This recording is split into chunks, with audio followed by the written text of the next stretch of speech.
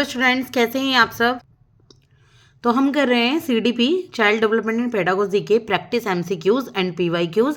तो बहुत सारे पीवाईक्यूज मैं करवा चुकी हूँ, प्लेलिस्ट अवेलेबल है जो कि है एचटेट पीवाईक्यूज फॉर 2025 के नाम से। तो 30 क्वेश्चन तक हम 2 क्लास में पूरे कर चुके हैं। आज फिर 31 से 45 तक मैं आपको कराऊंगी 15 प्रैक्टिस क्वेश्चंस सीडीपी के लिए, जो कि आपके अपकमिंग एचटेट के एग्जाम के लिए काफ़ी ज़्यादा हेल्पफुल रहेंगे। तो चलिए स्टार्ट करते हैं 31 से। Which of the following is not a characteristics of inclusive education.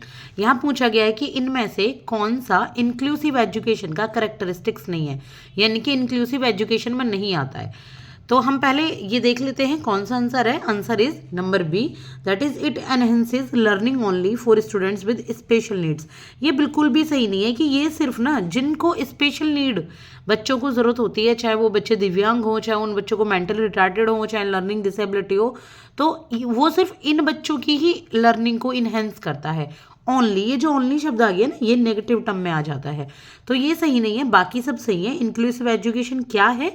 ये कंटिन्यूअस प्रोसेस है, कोई ये अचीव्ड स्टेट या प्रोडक्ट नहीं है कि एक बार प्राप्त कर ली आपने। कंटिन्यूअस प्रोसेस है। इंक्लूसिव एजुकेशन देनी चाहिए, चाहे वो कैसे भी बच्चे हों, सबको साथ मिलकर पढ़ाना चाहिए, एक दूसरे से बच्चे सीखते हैं। और ये क्या है? It is the shift in service from the care of disabled children to their education and personal development. Disabled बच्चे जो होते हैं उनके एजुकेशन और पर्सनल डेवलपमेंट भी उनका होता है।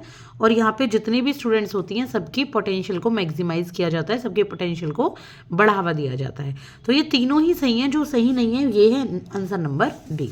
इसके बाद है which one of the following is not related to Flanders interactions analysis system. इनमें से कौन सा FIAS यानी कि फ्लैंडर्स इंटरेक्शन एनालिसिस सिस्टम से रिलेटेड नहीं है? Teacher talk, guardian talk, student talk या फिर साइलेंस। आंसर क्या है? आंसर है इसका गार्जियन टॉक। जो गार्जियन टॉक है वो फ्लेंडर के इंटरेक्शन एनालिसिस सिस्टम से रिलेटेड नहीं है, बल्कि टीचर टॉक, स्टूडेंट टॉक और साइलेंस तीनों की ही बात ही फ्लेंडर्स इंटरेक्शन एनालिसिस सिस्टम में होती है। इसके बाद in speech the smallest unit of meaning is. Speech में जो सबसे छोटी इकाई होती है, जब बोलते हैं, जब कोई बात कहते हैं, तो सबसे छोटी इकाई क्या होती है? फोनिम, सिलेबल, मॉर्फिम या फिर वर्ड्स। आंसर क्या है इसका? आंसर हो जाएगा यहाँ पे स्पीच में जो स्मॉलेस्ट यूनिट है वो है मॉर्फिम। क्या है? मॉर्फिम। इसके बाद है वी लर्न बाय डूइंग। हम करके सीखते हैं। किसने कहा कि हम करके सीखते हैं? डॉक्टर मैथ्स ने, सिम्पसन ने, योकम ने या फिर कॉलिन्स ने। तो आंसर क्या है इसका? आंसर है डॉक्टर मैथ्स। डॉक्टर मैथ्स ने कहा था वी लर्न बाय डूइंग, हम करके सीखते हैं। इसके बाद है which of the following is not the level of teaching. इनमें से कौन सा टीचिंग का लेवल नहीं है? बहुत आसान है, काफ़ी बार पढ़ चुके हैं, UGC नेट की सीरीज में भी मैंने ये पढ़ाया हुआ है। Memory level, reflective level, understanding level, ये तीनों ही टीचिंग के लेवल हैं। बाकी जो नहीं है लेवल वो है डिस्क्रिप्टिव लेवल। ठीक है, डिस्क्रिप्टिव लेवल।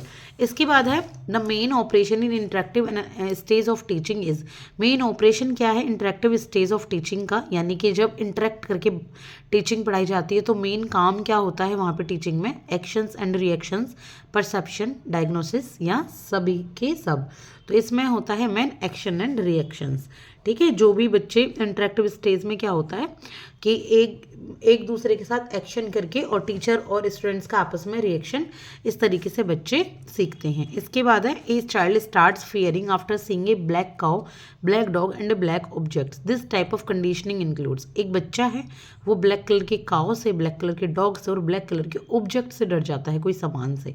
इस कंडीशनिंग को क्या कहेंगे? Response generalization, response conditioning, stimulus generalization या नन ऑफ दिस। आंसर क्या हो जाएगा? आंसर है इसका स्टिमुलस जनरलाइजेशन।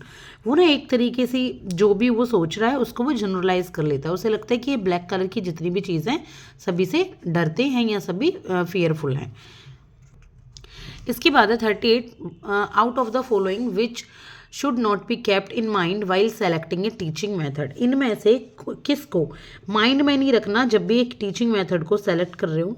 बच्चों के मेंटल लेवल को सोचोगे कि मेंटल लेवल कैसा है टीचिंग मेथड के लिए। इंडिविजुअल का डिस्टिंक्शन सोचोगे कि जो बच्चे हैं वो किस किस प्रकार के हैं, पेरेंटल बैकग्राउंड को माइंड में नहीं रखना या स्पेसिफिक नेचर ऑफ सब्जेक्ट को माइंड में नहीं रखना। आंसर क्या है देखिए, पेरेंटल बैकग्राउंड। टीचर को क्या मतलब कि पेरेंट्स का बैकग्राउंड कैसा है, कोई गरीब है, अमीर है, नेताजी का बेटा है या फिर पेयन का बेटा है, तो उसको कोई मतलब नहीं होता टीचर को। तो ये आपके टीचिंग मेथड में नहीं सम्मिलित होना चाहिए। इसके बाद है which of the following is not a characteristics of childhood. इनमें से कौन सा चाइल्डहुड का करेक्टरिस्टिक्स नहीं है, कि यानी कि बचपन का, चाइल्डहुड में क्या नहीं होता। स्टेबिलिटी इन ग्रोथ, क्या ग्रोथ में स्टेबिलिटी हो जाती है चाइल्डहुड में, बताएंगे क्या ग्रोथ में स्टेबिलिटी हो जाती है। या एक्सट्रीम मतलब चाइल्डहुड में क्या है कि ये ग्रोथ होने लगती है ना, बच्चे की स्टेबिलिटी आने लगती है। एक्सट्रीम ग्रेगेरियसनेस हो जाती है या फिर लैक ऑफ क्यूरियोसिटी, क्या इच्छा में कमी आ जाती है चाइल्डहुड में। या participation in group and games, या ग्रुप्स और गेम्स में पार्टिसिपेशन लेना। तो देख रहे हो ये बिल्कुल अलग है, लैक ऑफ क्यूरियोसिटी। जबकि बच्चे जब चाइल्डहुड में होते हैं तो क्यूरियोसिटी और ज़्यादा बढ़ जाती है। तो answer is lack of curiosity is not the characteristics of childhood. इसके बाद है which one of the following is not related to creative process. इनमें से कौन सा क्रिएटिव प्रोसेस से रिलेटेड नहीं है, प्रिपरेशन, इंक्यूबेशन, मोटिवेशन या इल्यूमिनेशन। तो कौन सा नहीं है क्रिएटिव प्रोसेस से रिलेटेड, ये आप बताएंगे मुझे। आंसर क्या है इसका, आंसर है इसका मोटिवेशन। क्रिएटिव में प्रिपरेशन आती है और इंक्यूबेशन आती है और इल्यूमिनेशन, यानी कि उदाहरण। लेकिन जो मोटिवेशन है ना वो क्रिएटिव का पार्ट नहीं है। मोटिवेशन तो प्रोत्साहन बढ़ावा देने के लिए किया जाता है, क्रिएटिविटी का पार्ट नहीं होता वो। इसके बाद है 41 विच one of the following is the first step of growth and development. इनमें से कौन सा ग्रोथ और डेवलपमेंट का पहला स्टेप है। ग्रोथ एंड डेवलपमेंट आपने पढ़ा होगा। क्या उस पहले स्टेप में मोरल डेवलप हो जाता है या फिजिकल या सोशल डेवलपमेंट या मेंटल डेवलपमेंट। बताइए सबसे पहले क्या होता है, पहले होता है फिजिकल डेवलपमेंट। भाई जब भी किसी भी बच्चे की ग्रोथ हो रही होती है, स्टार्टिंग किसी भी पर्सन का होता है तो पहले शरीर बढ़ता है, ना कि मोरल, नैतिकता तो बाद में आती है। सोशल डेवलपमेंट बाद में होता है, मेंटल डेवलपमेंट भी बाद में होता है। मैं थोड़ा जल्दी जल्दी सीरीज को करा रही हूँ, आप ये मत सोचना मैम को समझा नहीं रही है, बहुत ही जल्दी से करा रही है। तो ये बात बताऊँ तो मैं आपकी एक तरीके से प्रैक्टिस एंड रिवीजन सीरीज़ है। इसमें मुझे नहीं लगता कि आपको इतना समझाने की ज़रूरत है, क्योंकि अब तक तो आपने काफ़ी प्रैक्टिस कर ली होगी। हाँ, आगे मैं ज़रूर ऐसी सीरीज़ लेकर आऊँगी जब आपका एग्ज़ाम हो जाएगा या जब मेरी ये प्रैक्टिस सेशन ख़त्म हो जाएंगे, कि मैं आपको आने वाले नए बच्चों को, जितने भी एस्पिरेंट्स हैं, सब्सक्राइबर्स हैं, तो उनको मैं क्लासेस दे चुकूँ CDP की हैंड रिटन नोट्स के थ्रू, और बहुत ही आसान तरीके से, साथ के साथ में उसके प्रैक्टिस क्वेश्चन कराते चलूँ, जिससे CDP आपका बहुत अच्छे से तरीके से तैयार हो जाएगा। वेदर आप स्टूडेंट हो HTET के, CTET के या फिर किसी और भी टीचिंग एग्जाम्स के, जहाँ पे भी चाइल्ड साइकोलॉजी आती है, वहाँ पर मैं आपको हैंड रिटन नोट्स के थ्रू जरूर पढ़ाऊंगी, ठीक है। लेकिन उसमें भी थोड़ा टाइम लगेगा, वे प्रैक्टिस क्वेश्चन कर रहे हैं तो यही करते चाहिए। इसके बाद learning is a form of behavioural. Learning किस प्रकार के बिहेवियर के फॉर्म है। मॉडिफिकेशन होता है क्या लर्निंग से, कंटिन्यूशन होता है, विथड्रॉयल होता है या एक्सटेंशन होता है, बताइए। Answer is very easy, modification, ठीक है। लर्निंग में क्या होता है, मॉडिफाई हो जाता है जो बिहेवियर होता है। जैसे जब बच्चा नहीं जानता किसी चीज़ को और फिर बच्चा जान लेता है, लर्निंग कर लेता है, तो उसका बिहेवियर ही मॉडिफाई हो जाता है, यानी कि चेंज हो जाता है, अच्छे की तरफ बढ़ जाता है, बिहेवियर डेवलप हो जाता है। इसके बाद है 43 स्किनर बॉक्स इज यूज्ड। जो स्किनर का बॉक्स है वो किस लिए यूज़ किया जाता है, मोटर लर्निंग के लिए, यानी कि जो करके आप देखते हैं गति वाली लर्निंग, वर्बल लर्निंग के लिए यानी कि बोल कर या लिख कर, ऑपरेंट कंडीशनिंग के लिए या इंसिडेंटल लर्निंग के लिए, अचानक से आप सीख गए, या ऑपरेंट में आपने कुछ प्रोसेस करके देखी, इस तरीके से सीखे, तो ये स्किनर का जो बॉक्स है वो यूज़ किया जाता है ऑपरेंट कंडीशनिंग के लिए, ठीक है। इसके बाद है Bhatia battery test of intelligence has. Bhatia battery test है कोई, वो जो इंटेलिजेंस का टेस्ट है उसमें कितने सब टेस्ट होते हैं ये पूछा गया है।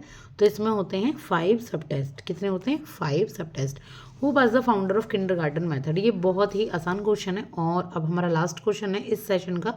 इसके बाद नेक्स्ट पार्ट में, ये फर्स्ट पार्ट मैं आज का जो बना रही हूँ, इसके बाद नेक्स्ट पार्ट में मैं आपके लिए फिर से वही 15 क्वेश्चन लेकर आऊँगी। तो बताइए किंडरगार्टन मेथड का फाउंडर कौन है। बहुत आसान क्वेश्चन है और आपको पता होना चाहिए केजी का। तो आप मुझे आंसर करेंगे इसके लिए कमेंट सेक्शन में, मैं इसको आपको छोड़ रही हूँ ऐसे ही ब्लैंक। आप मुझे कमेंट सेक्शन में कमेंट कीजिए। कुक हैं, फ्रोबेल हैं, मोंटेसरी हैं, डाल्टन हैं। आप इसको सर्च कीजिए, गूगल से कीजिए, या आपको पता है तो प्लीज़ कमेंट सेक्शन में कमेंट कीजिएगा।